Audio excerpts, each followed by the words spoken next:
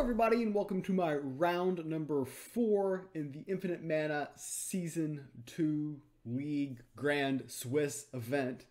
Here I am taking on Upo Bedoy and I'm opening with a nature list which is more on the control side, and our opponent is also opening with nature here. So decent opening hand. We've got the Jaguar, we have the Underbrush Boar, so we have some early things we can do, which is very nice. Our opponent is also playing nature, and they're going to open it up with a Pyramid Warden here.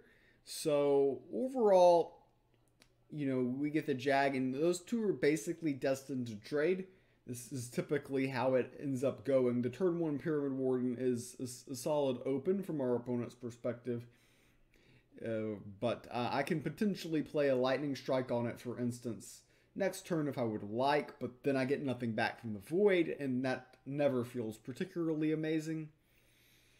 So here our opponent already going to the rope just to GP, so they don't have a very effective turn 2, which is going to be something that we're going to be happy about, and will allow us to go ahead and just play the Underbrush Boar on curve. Unfortunately, we had the good start with the Jag and Boar, but we see we've drawn into Veil Warden and Demogorgon, which don't really fit our curve at the moment, so we do not have something particularly useful for next turn. Bedoy makes the trade, which we expected him to make, the trading off the Pyramid Warden before I can get anything back from the Void, and going ahead and picking up the board clear with the Faithflame Blade. Now here, we don't have much we could do this turn. We could have used a Lightning Strike on the Broccoli, but that didn't feel right.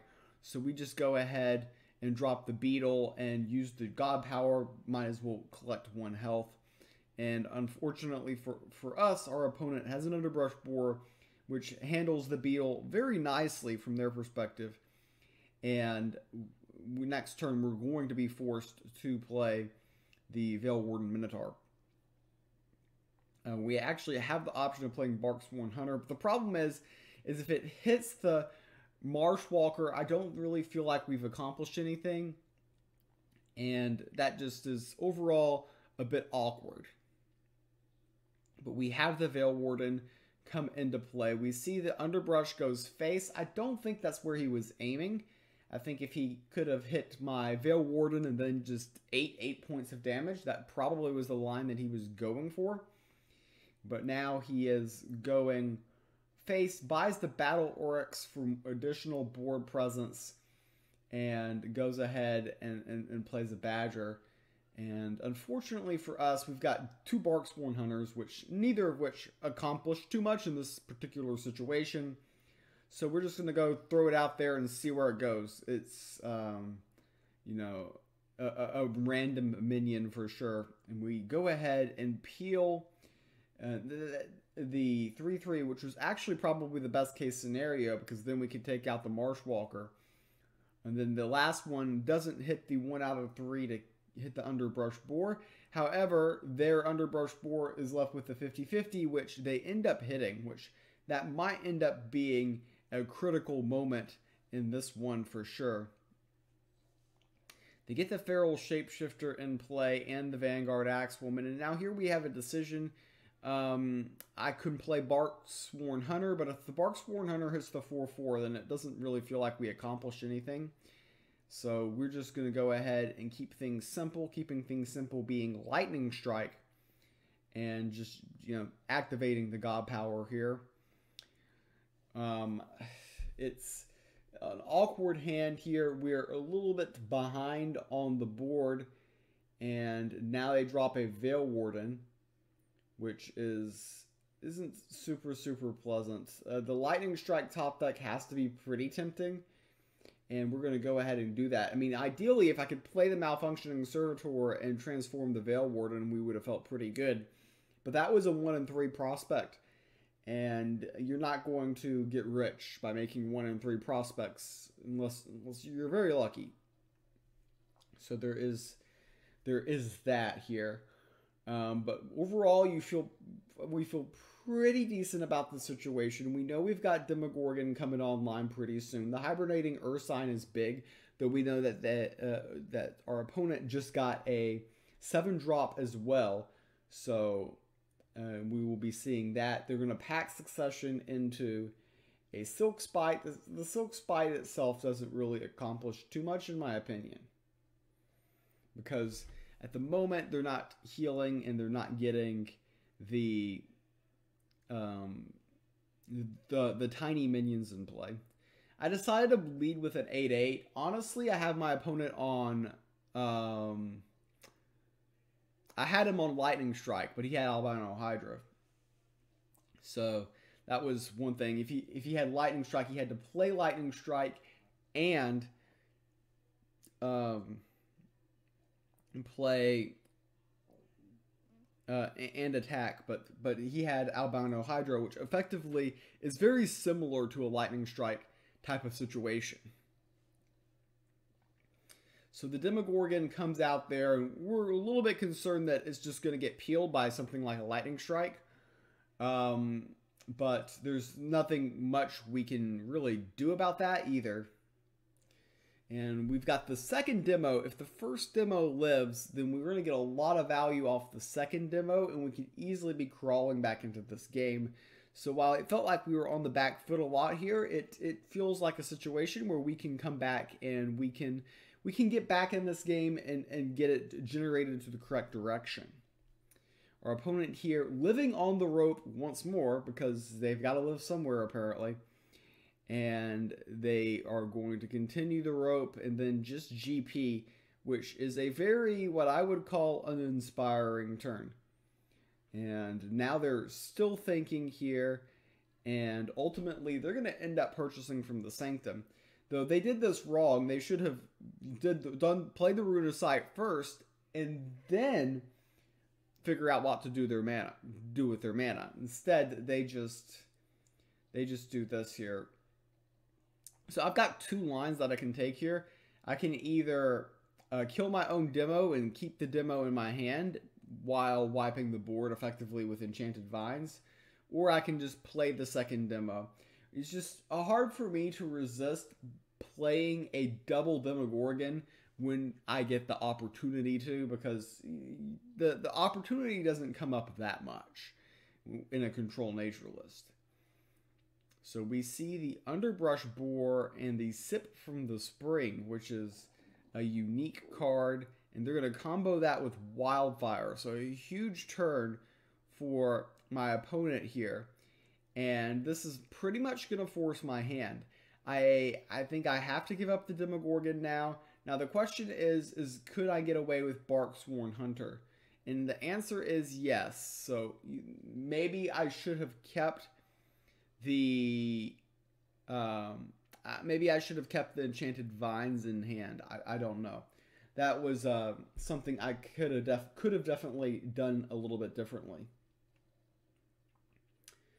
So now that we have the Beetle on board, he's going to play a Veil Warden here.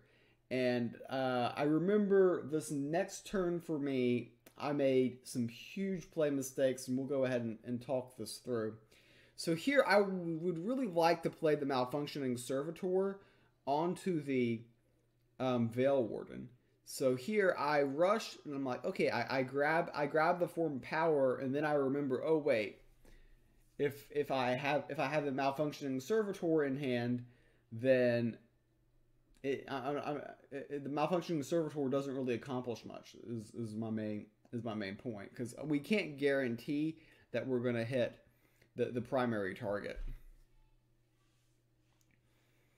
So we go ahead and remove that minion. So he's going to get another random 7 cost nature, well, not nature necessarily, but wild minion, and he gets Archmonian Hydra. And Archmonian Hydra is the toughest thing for me to deal with. So we top deck Photogenesis, and now we're digging. We are digging for an answer, and unfortunately here, we are just a tad bit short of killing it. So if, for instance, the Hippo runs into it, we can finish it off with a Lupine Wayfarer, go face with the a beetle and play a Finian, something like that, something along those lines. However, in this spot, we've got this hungry hippo who could easily go anywhere. He could go literally anywhere. And I'm trying to figure out, on my rope, I'm trying to figure out an accurate way to deal with this Hydra. And I'm having a very difficult time because, again, our key creature is indeed confused. Stuff like Barksworn Hunter are not a guarantee either. And we go ahead and just play a card for the pure blessed ability. Now our issue is we don't have enough mana. We've got 2 5-drops that blitz. But neither of which actually kill the Archmonian Hydra.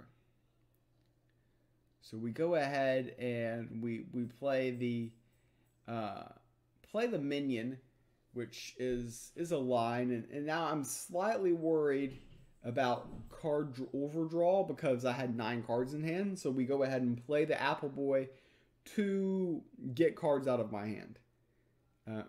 For those of you wondering, Apple Boy was a random, not Apple Boy, Finian was randomly generated earlier this game. So that is a quality minion to get randomly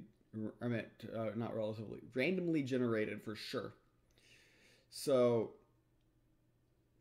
here we see him attack with the Hydra. He gets it all the way down to 1 health. And we feel like, all right, we remove the Hydra. We can get right back into this game with our board presence. However, it is rarely that easy. And he's got Revivification with Dagon in play. That combination is really, really tough. It's really, really tough for me, for sure. So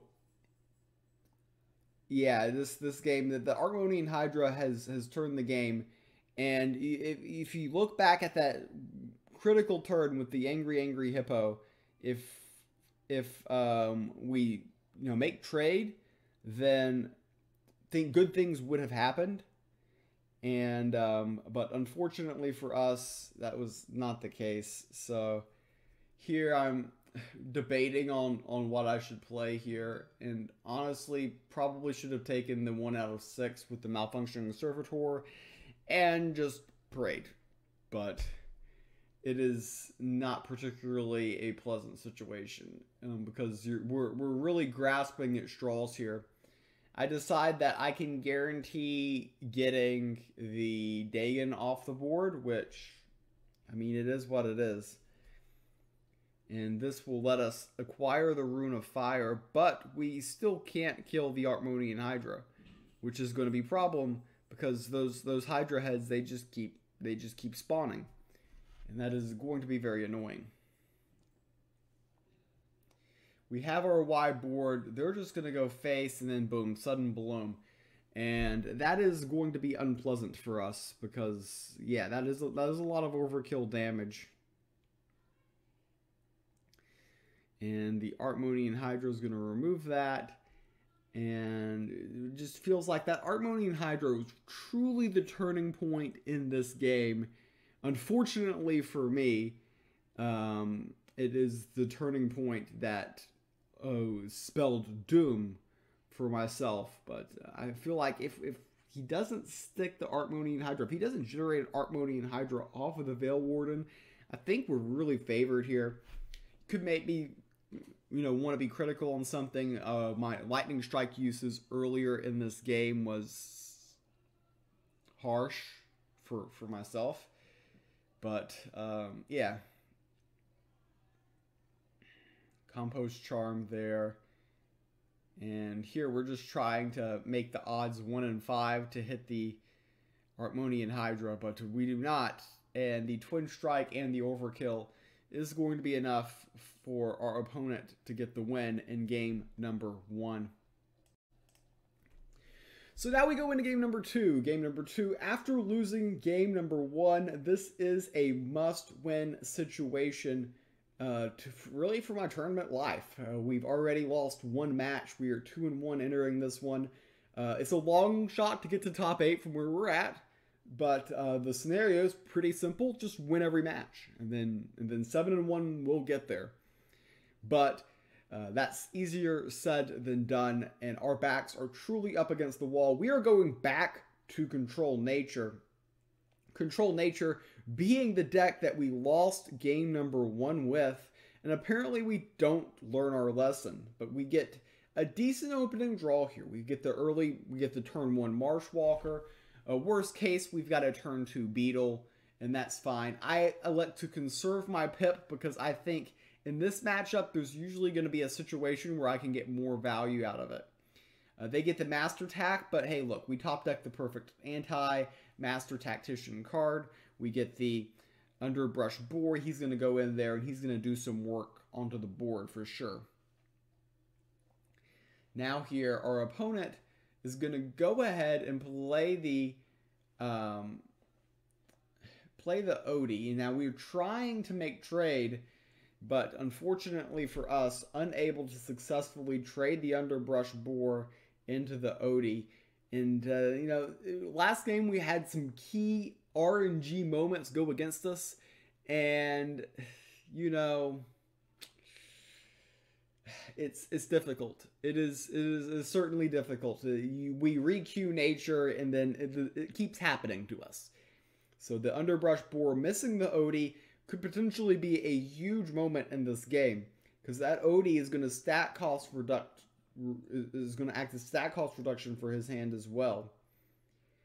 He's going to go ahead and chip away at some of my minions on board. He elects to not trade Odie, which is it's a risky line, because if I deal with the 3/4, then it's just 2 mana to deal with the if I deal with a 4/3, it's just 2 mana to deal with the Odie.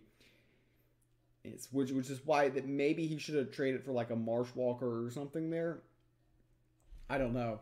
But we go ahead and we do utilize our pip there just to get the guaranteed board clear. I don't want him to be like stat cost reducing something down twice with Odie, and then they have a 7 cost card that's just absolutely awesome that just wins the game or something. But they have the Orcish Elite, but we can look in the Sanctum and see the Form of Power, which goes into it perfectly. Or we can just basically effectively pass this turn. And we elected to effectively pass this turn because apparently we are men of culture that love stuff for sure. So we are still trying to apply some pressure on the board. But realistically, we've got Demogorgon coming, and we should draw into more of our top-end cards, and we're at 28, which is pretty good against Slayer War. This late in the game, being at 28 is phenomenal. So that's our current situation is definitely a positive spot for us. So here, I think the simplest thing to do is just make trade. The question is do you use your GP to finish off the 2/1? I don't think it's a particularly high value minion, so I think the optimized play is to actually get the Druid of the Cycle going at the moment, right here. Let's see, what will he go ahead and, yeah, we'll go ahead and just take out 1 minion from the opponent's void, just in case there's like some Pyramid Warden shenanigans, even though my Naturalist is not running Pyramid Warden, so he would have to be playing Pyramid Warden and find a way to give it to me for Pyramid Warden shenanigans to even matter here. But we do have Demogorgon, and they're going for another round, which normally would be a lot scarier if I was lower in health than I currently am, but I'm kind of in a decent spot right here.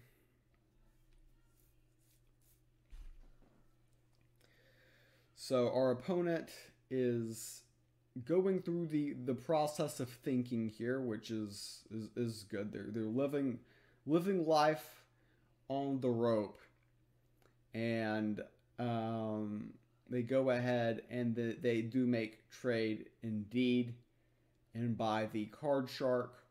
So now we're in a situation where I have a 2 in 3 chance of wiping the board by using my God Power. If I wipe the board, I can attack the other 1/1 and play the Barksworn Hunter and get value out of it. Of course, we lead with Selena's Mark, and we leave nothing but disappointment. Unable to get the kill on the Tavern Brawler effectively. As effectively as I would have wanted it to be. So we see on board for our opponent is a Naked Card Shark. So it runs a lot of buffs. We already saw a what's the card called? I'm blanking on the name. We saw, I don't know, we saw something to buff their minions. No, I just completely blanked on whatever thought I was going with, but our opponent here, they're roping for us, so I don't need to be thinking here. And now they're going face, which is intriguing. I'll go with intriguing. That's my word of the day. Okay, wait, it makes sense that he went face because he just traded the, yeah, of course. So here we have the option of playing Selena, but I think it's just a kind of a sitting duck if we play it. So I'm going to intentionally weaken the Void, and hey, we get a Juggernaut. We get the Juggernaut for the memes, which you love to see. So here our opponent plays the Pyramid Warden, and playing a Pyramid Warden this late in the game, things get a little bit risky, but he's able to buff said lad, and this situation overall is pretty good because they've only got one card in hand. They're running a little bit out of steam, and we can just play Demogorgon heal here, heal up, and I mean, even if we just trade everything to get rid of that lad, you know, it is something.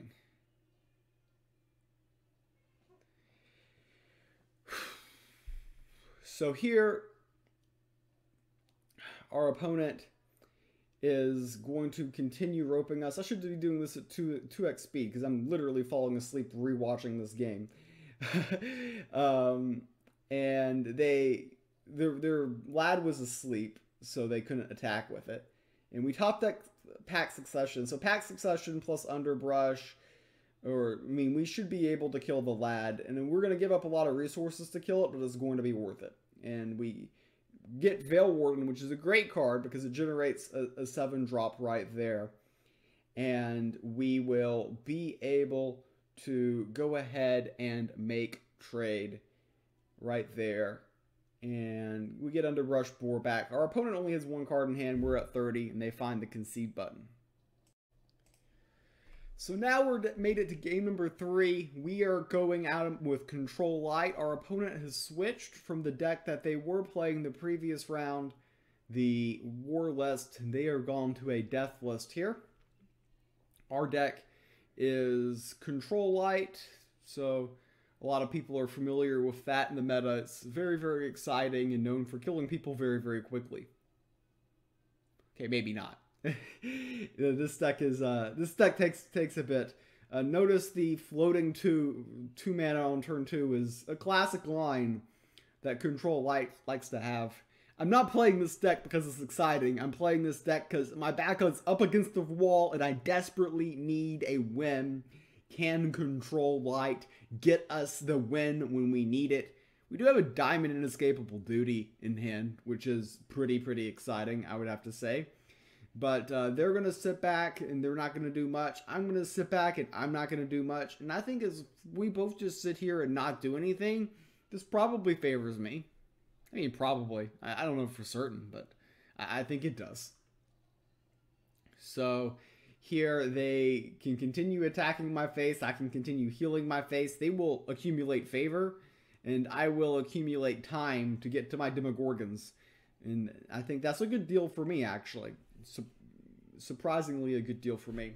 We have an Ukos and Eclipse in hand, which can obliterate, it can give Solace to minions, and we've got a Divine Judgment and the Censure on board. Here, I probably should play Ukos and Eclipse, just to slow them down, prevent them from gaining favor. I think that would have been the smarter line here, but I'd take the more passive. I'm just like, I'm not going to do anything. I'm hoping to bait him into playing, you know, a Raving Necromancer or a Priestess of Takat and then getting with the big Ukos and Eclipse. But our opponent doesn't seem to be doing that here. They're just going to go very, very far wide. Now that they're 4 wide, I feel, I mean, do I want to just continue to never do anything? And the answer to that question is probably yes, but I figure this either playing Ukos this turn or playing it next turn, but I feel like I have to play it. And we go ahead and just remove their board, well, weaken their board. And we will be able to heal our god back up to 30. And so we are already at 5. The key here is we can get to Demogorgon and then start playing, you know, Inescapable Duty to get Demogorgon back. I think at some point that becomes annoying for our opponent.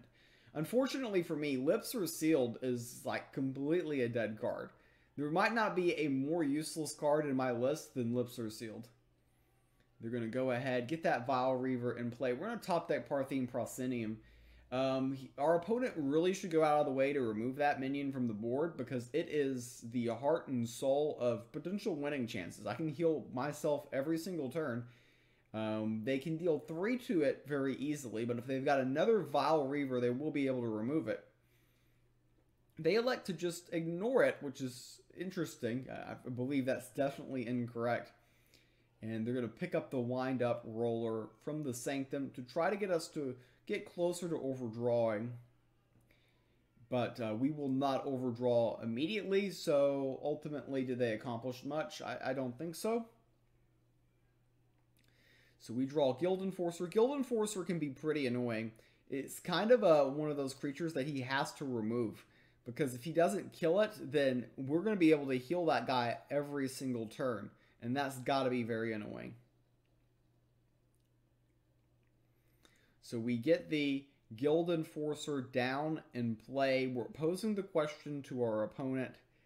And they are going to have the answer here. They have the Blight Bomb, which does deal with the Guild Enforcer situation. However, now we've got 1 minion in our Void. And that 1 minion is indeed Guild Enforcer. So that is not a bad minion to have in the Void that we can get back from one of those Pyramid Wardens on the board.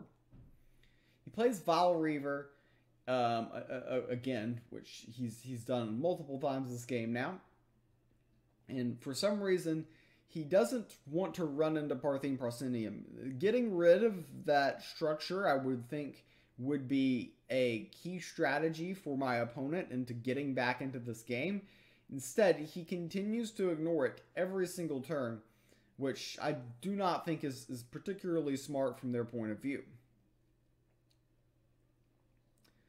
So here I have the opportunity to go ahead, just heal myself some more. We're going to get lots of healing off of that Parthene and then toss out the Demogorgon. That's going to lead to even more healing. And yeah, right now, our opponent's board state isn't the best, but they can go ahead and they have a cute trick for this turn. I remember this turn, but the Demogorgons is the key. So we already have both Inescapable Duty in hands, so we can basically reanimate that Demogorgon twice, just based on what we have. And eventually we'll draw into a Radiant Embalmer and can kind of get that train going some more. But we see our opponent use their God Power to put the Vile Reaver in the Void and then just get it back immediately. So Reach in the Black will remove the Demogorgon from the board. However, at what cost is one way of looking at it. We're actually at 30 right now, which is somewhat surprising. I don't really have room in my hand to get back the Guild Enforcer and the Demogorgon. So I need to make an executive decision here. And I decide that, you know, I'm just going to go ahead and get back the Demogorgon, make a little bit extra room in my hand by giving order to something that probably definitely does not need order. And yeah, we'll draw the card first. But yeah, Gleamweaver is certainly a card. All they really have in their Void is just bunches of Vile Reavers, which, to be fair, are very annoying, but That's pretty much it. We're going to use Inescapable Duty. We're going to get the Demogorgon back. And here is, you know, slightly awkward spot. I'm going to just give the proscenium 3 extra strength. You could have argued that I should have given it to the Inquisitor Informant that I'm basically going to play just to get it out of my hand to make that a 5-3. But I think that it is a small point in either direction because our opponent very likely to just peel that minion off the board. I'm giving him a target for Cursed to Greed, which is something that, you know, he might have been looking for a target for. But they do know that we're going to have a Demogorgon be coming out very soon. They have the Cursed to Greed, which we kind of expected. We are still at 30, and being at 30 is key in this match for sure, because they can have a lot of bursts, and we haven't seen our opponent commit any of those cards yet. The key word being yet. So now they're just going to live on the rope here. I don't know why. And somehow Parthene Proscenium, he's still got Protected and Ward. I mean, that guy's basically a legend at this point. It is outright amazing that you can sit around like this for this long and basically go unpunished. So here, all we can do is heal ourselves and play a Demogorgon because we are men of culture here.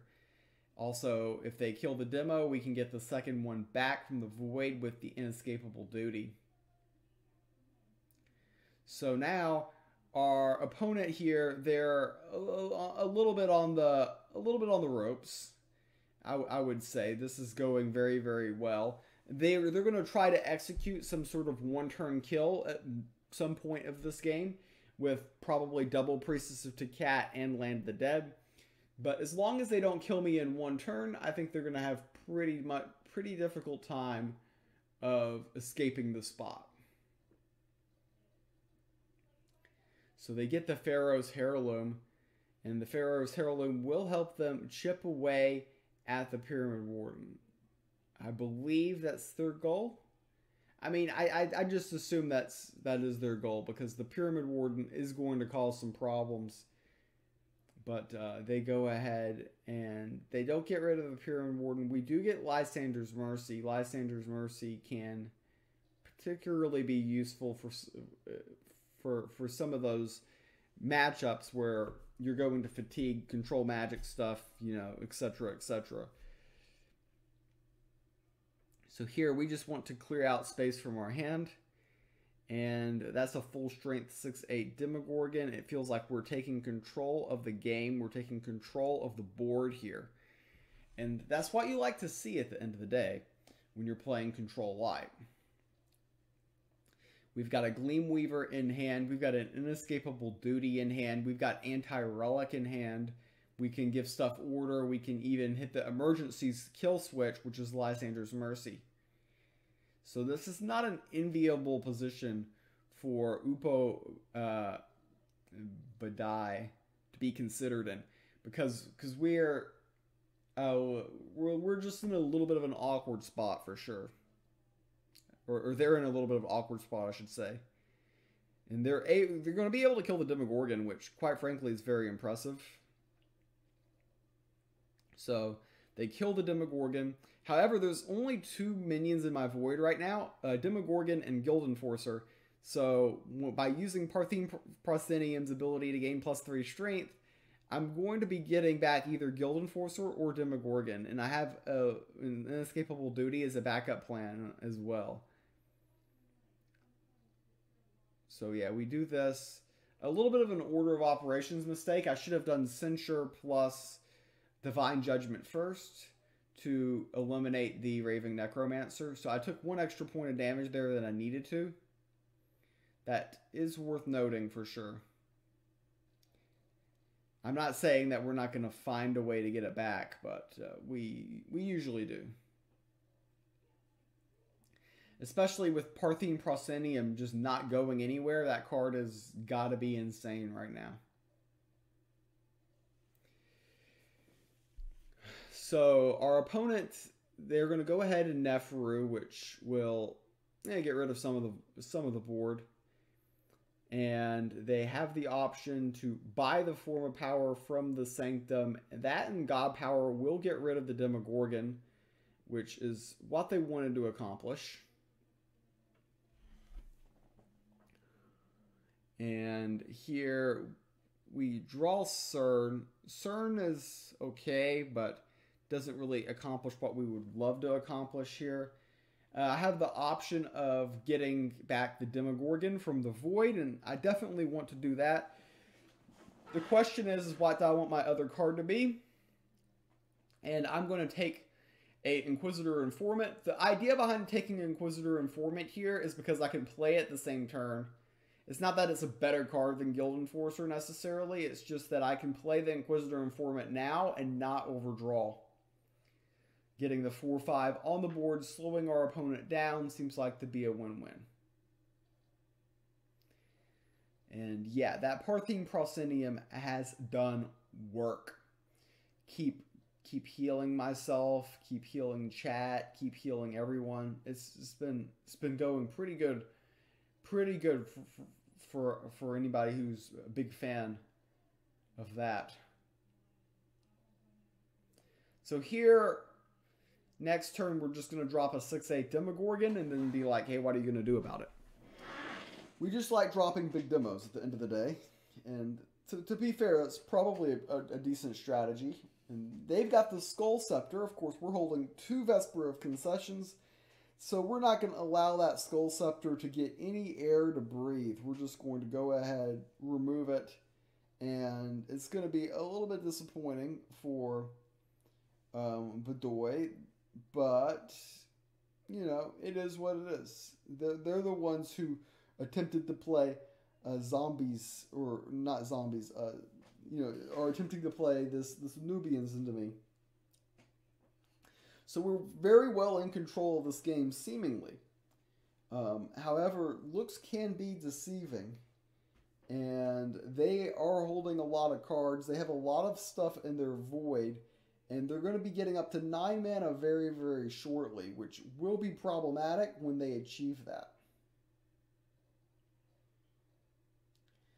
So they finally figure out that, hey, I can hit the ward off of the Parthene Proscenium, and they should have done that a long time ago, to be honest, but, you know, it better late than never, I guess. So now the question is, I mean, I don't get much value from healing, so let's just go ahead and make that a 9/8 Demogorgon. And we've got the double demo in play, so we're officially applying the pressure to our opponent here. And get rid of both minions. So this is situating quite nicely for us, I would have to say. Now our opponent here, they're just going to go ahead, play that, and play this. So they're going to have the Raving Necromancer on the board, but we're going to be able to Gleam Weaver it, which is going to be key. Pharaoh's Heirloom, and they can utilize their last pip to kill the Parthene Proscenium, or they can save it for an amazing final turn of the game, which appears to be where they're thinking about doing at this moment. That being said, I would personally want to get that Parthene Proscenium off the board, but he's just going to cycle a Brimstone, and that's going to be convenient for me because I can go ahead and remove the Raving Necromancer and then use the... I can remove the Raving Necromancer. I almost have lethal here, by the way. I can deal... I could have dealt 18 points of damage there, but we didn't quite have lethal. Because the Parthene Proscenium would have made a 9 attack plus a 7 attack plus the 2 from the Relic. We were 1 off lethal there.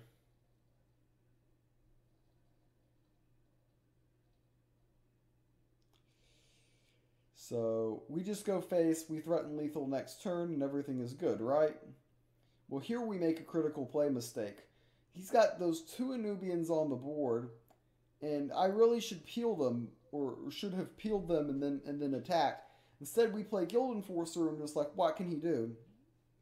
Well, if he's got 2 Priestess of Takat and a Land of the Dead, he has lethal. So that was a really bad miscalculation by me. And he's got 1 Priestess of Takat, and he's got 1 Priestess of Takat, and he's got 1 Priestess of Takat. He's got the Land of the Dead. So this is turning into a little bit of a sweaty situation. So we're going to see him get not 1, not 2, not 3, not 4, but 5 Vile Reavers.